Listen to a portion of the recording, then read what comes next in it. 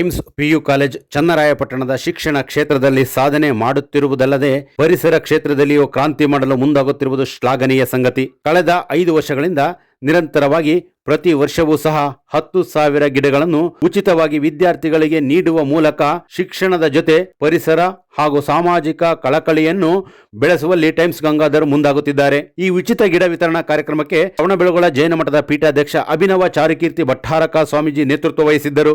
ಮಾಜಿ ಎಮ್ಎಲ್ಸಿ ಎಂಎ ಗೋಪಾಲಸ್ವಾಮಿ, ಪರಿಸರ ಪ್ರಶಸ್ತಿ ವಿಜೇತ ಸಿಎನ್ ಅಶೋಕ, ಸಭೆಯ ಮಾಜಿ ಅಧ್ಯಕ್ಷ ಸಿಎನ್ ಶಶಿಧರ್ ಸೇರಿದಂತೆ ಟೈಮ್ಸ್ ಪಿಯು ಕಾಲೇಜಿನ ಪ್ರಾಂಶುಪಾಲರು, ಉಪನ್ಯಾಸಕರು, ವಿದ್ಯಾರ್ಥಿಗಳು ಹಾಗೂ ಹಾಸನ ಮತ್ತು ಚನ್ನರಾಯಪಟ್ಟಣದ ರೋಟರಿ ಕ್ಲಬ್ನ ಪದಾಧಿಕಾರಿಗಳು ಉಪಸ್ಥಿತರಿದ್ದರು.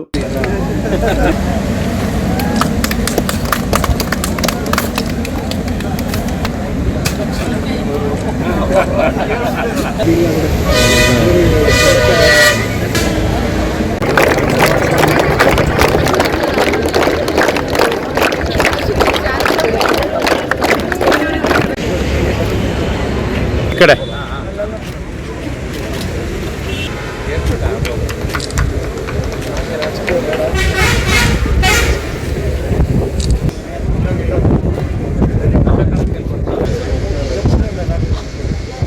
ಧನ್ಯವಾದಗಳು. ಮುಖ್ಯ ಅತಿಥಿಗಳಾಗಿ ಆಗಮಿಸಿರುವ ವಿಧಾನ ಪರಿಷತ್ ಮಾಜಿ ಸದಸ್ಯರಾದ ಶ್ರೀ ಎಂಎ ಗೋಪಾಲಸ್ವಾಮಿರವರನ್ನ ಕಾರ್ಯಕ್ರಮವನ್ನುದ್ದೇಶಿಸಿ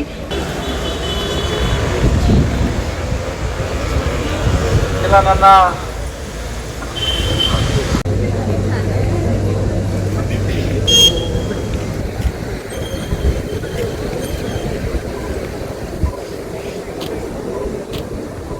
ಟೈಮ್ಸ್ ಕಾಲೇಜಿನ ಕಾರ್ಯದರ್ಶಿಗಳು, ನನ್ನ ಸಂಬಂಧಿಕರು, ಆತ್ಮೀಯರು, ನನ್ನ ಕೂಡ ಸಲಹೆಗಾರರಾಗಿರ್ತಕ್ಕಂಥ ಗಂಗಾಧರ್ ಅವ್ರಿಗೂ ಹಾಗೂ ನನ್ನ ಸ್ನೇಹಿತರಾದರು ಹಾಗೂ ರೋಟರಿ ಸಂಸ್ಥೆಯ ಎಲ್ಲ ನನ್ನ ಗವರ್ನರ್ಗೂ ಹಾಗೆಲ್ಲ ಶಿಕ್ಷಕರು ಕೂಡ ನಾನು ಅಭಿನಂದನೆಗಳನ್ನ ತಿಳಿಸ್ತಾ, ನಮ್ಮ ತಾಲೂಕಲ್ಲಿ ಯಾವ್ದಾದ್ರು ಪರಿಸರ ಗಿಡ ನೀಡೋ ಕಾರ್ಯಕ್ರಮ ಅಂದ್ರೆ ನಮ್ಮ ಅಶೋಕಣ್ಣವರು ಹೆಸರು ನೋಡದೆ ಬಂದಿಲ್ಲ, ಶಿಕ್ಷಣ ಕರೆದಿಲ್ಲ ಅಂತ ಕಾಣ್ತದೆ.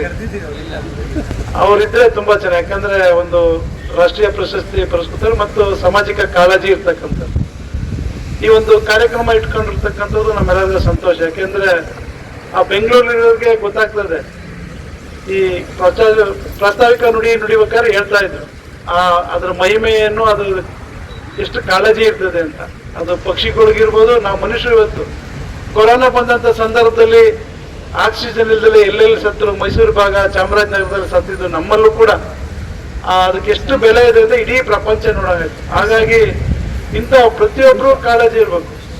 ನಾನು ಕೂಡ 2015ರಲ್ಲಿ ನನ್ನ ಜಂಬೂರಲ್ಲಿ ಸಿಮೆಂಟ್ ರಸ್ತೆ, ಕಾಂಕ್ರೀಟ್ ರಸ್ತೆಗಳು ಜಾಸ್ತಿ ಆಗ್ತದೆ ಅಂತ ನಮ್ಮೂರು ಜಂಬೂರಿಗೆ ಬಂದ್ರೆ ಗೊತ್ತಾಗ್ತದೆ. ಯಾಕಂದ್ರೆ ಅವಾಗಲೇ ನಾವೆಲ್ಲಾನು ರೋಡ್ ಪಕ್ಕ ಗಿಡಗಳು ನೆಡ್ಸಿದ್ವಿ ಜಂಬೂರಲ್ಲಿ. ಅಂದ್ರೆ ಅವಾಗ ನಮ್ದೇ ತೋಟ ಇದೆ, ಯಾಕೆ ನೆಡ್ತಾ ಇದ್ದಾರೆ ಅಂತ. ಆ ಬಿಸಿಲಿಗೆ ಮನೇಲಿ ಆರೋಗ್ಯ ಕೆಡುತ್ತೆ, ಮಕ್ಕಳು ಆಟ ಆಡ್ತಾ ಇರ್ತಾರೆ ಅಂತ ಅವಾಗಲೇ ನಾವು ಕಾಳಜಿ.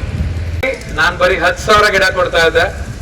ನಾನು ಅಂಕಲ್ ಹೇಳಿದ್ರು, ಮುಂದಿನ ವರ್ಷದಿಂದ ಗಂಗಾಧರ್ ನೀನ್ ಭಾರ ಕಡಿಮೆ ಮಾಡ್ತೀನಿ, 1,00,000 ಗಿಡ ಕೊಡ್ತೀನಿ ಚನ್ನರಾಯಪಟ್ಟಣ ತಾಲೂಕಿಗೆ ಅಂತ. It's biggest impact. ನಾನು ಅನ್ಕೊಂಡಾಗೆ ಒಂದು ಸಣ್ಣ ಕೆಲಸ ಜಾಸ್ತಿ ಇಂಪ್ಯಾಕ್ಟ್ ಮಾಡುತ್ತೆ ಅಂದ್ರೆ ನಮ್ಮಿಂದನೇ ಆಗ್ಬೇಕು ಅಂತಿಲ್ಲ. ಅವರು ಜನನಾಯಕರಿದ್ದಾರೆ, ಜನಗಳು ಹೆಚ್ಚಿದ್ದಾರೆ, ಜನಗಳ ಜೊತೆ ಯಾವಾಗ್ಲೂ ಇರ್ತಾರೆ. ಅವ್ರು ಮಾಡಿದ್ರೆ ಇನ್ನೂ ಮೊಮೆಂಟಮ್ ತಗೊಳುತ್ತೆ. ನಾವು ಒಂದು ಸಣ್ಣ ಸೀಮಿತದಲ್ಲಿ ಕೆಲಸ ಮಾಡೋರು, ಅವರು ಇಡೀ ರಾಜ್ಯನ ಜಿಲ್ಲೆನೇ ಸುತ್ತಾ ಇರೋರು, ತಾಲೂಕು ಮಾಡೋದು ತುಂಬಾ ಸುಲಭ ಆಗುತ್ತೆ. ಅವ್ರಿಗೆ ಇನ್ನೂ ಹೆಚ್ಚು ಶಕ್ತಿ ಸಿಕ್ಲಿ ಅಂತ ನಾನು ಈ ವೇದಿಕೆ ಮೇಲೆ ರಿಕ್ವೆಸ್ಟ್ ಮಾಡ್ತೀನಿ. ಹಾಗೆ ಸರ್ ಹೇಳಿದ್ರು, ಅದ್ರ ಜೊತೆಗೆ ಗಂಗಾಧರ್ ನಾನು ಕಡಿಮೆ ಇಲ್ಲ, ನಮ್ದು ನೆಟ್ವರ್ಕ್ ಚೆನ್ನಾಗಿದೆ, ಸೈಕ್ಲಿಂಗ್ ಮಾಡ್ಕೊಂಡೆ ನಾವು 1,000 ಗಿಡ ಕೊಡ್ತೀವಿ ಅಂತ ನಮ್ಮ ಅಧ್ಯಕ್ಷರು ಹೇಳಿದ್ದಾರೆ. ಅವ್ರಿಗೂ ಕೂಡ ತುಂಬಾ ಧನ್ಯವಾದಗಳು ಸರ್. 1,11,000 ಸಸಿಗಳು ಮುಂದಿನ ವರ್ಷದಿಂದ ಚನ್ನರಾಯಪಟ್ಟಣ ತಾಲೂಕಿಗೆ. ಸೊ ನನ್ನ ಕ್ಯಾಲ್ಕುಲೇಷನ್ ಅಲ್ಲಿ 5% ಸಕ್ಸಸ್ ಆಗುತ್ತೆ ಅಷ್ಟೇ. That's more than enough. 95% ಗಿಡಗಳು ಹೋದ್ರೂ ಕೂಡ 5% ಗಿಡ ಉಳ್ಕೊಂಡ್ರು ಸಾಕನ್ಸುತ್ತೆ ಮರಗಳಾಗೋದಕ್ಕೆ. ಇದೇ ಮಾತುಗಳನ್ನ ಆಡ್ಬೇಕಾದ್ರೆ ನನ್ನ ಸ್ನೇಹಿತರು ದಿಲೀಪ್, ಸಚಿನ್ ಮತ್ತೆ ನಮ್ಮ ಹರೀಶ್ ಅವ್ರು ಇರ್ಬೇಕಾದ್ರೆ ಹಾಸನದಲ್ಲೂ ಇದನ್ನೇ ಮಾತಾಡಿದ್ದೆ.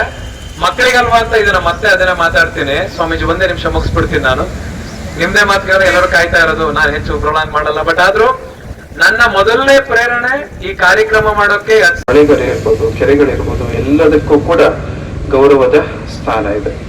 ಈ ಭಾರತೀಯ ಸಂಸ್ಕೃತಿಯಲ್ಲಿ ಪ್ರತಿಯೊಂದಕ್ಕೂ ಕೂಡ ಗೌರವಿಸುವಂತಹ, ಪ್ರತಿಯೊಬ್ಬರನ್ನು ಕೂಡ ಗೌರವಿಸುವಂತಹ ಸಂಸ್ಕೃತಿ ಯಾವುದಾದ್ರೂ ಇದ್ರೆ ಅದು ಭಾರತೀಯ ಸಂಸ್ಕೃತಿ ಅಂತ ಹೇಳ್ಬೋದು.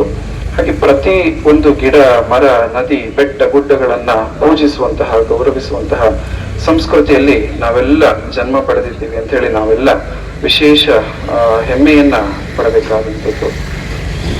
ಗಿಡಗಳಲ್ಲಿ ತಾವೆಲ್ಲ ನೋಡಬಹುದು, ಹಿಂದೂ ಸಂಸ್ಕೃತಿಯಲ್ಲಿ ಗಿಡಗಳನ್ನು ಕೂಡ ಪೂಜೆ ಮಾಡಲಾಗ್ತದೆ, ಮರಗಳನ್ನು ಪೂಜೆ ಮಾಡಲಾಗ್ತದೆ. ತುಳಸಿ ಗಿಡ ಉದಾಹರಣೆ, ದೊಡ್ಡ ಉದಾಹರಣೆ. ಗಿಡಗಳಲ್ಲಿ ತುಳಸಿ ಗಿಡ, ಮರಗಳಲ್ಲಿ ಯಾವುದು? ಅರಳಿ ಮರವನ್ನ, ಅದರಲ್ಲಿ ದೇವತೆಗಳ ಒಂದು ವಾಸವಿರ್ತದೆ ಅಂತ ಹೇಳಿ ನಂಬಲಾಗ್ತದೆ. ಅದೇ ರೀತಿಯಾಗಿ ಜೈನ ಸಂಸ್ಕೃತಿಯಲ್ಲೂ ಕೂಡ ಗಿಡ ಮರಗಳಿಗೆ ಬಹಳ ವಿಶೇಷವಾದಂತಹ ಗೌರವ ಸ್ಥಾನ ಇದೆ.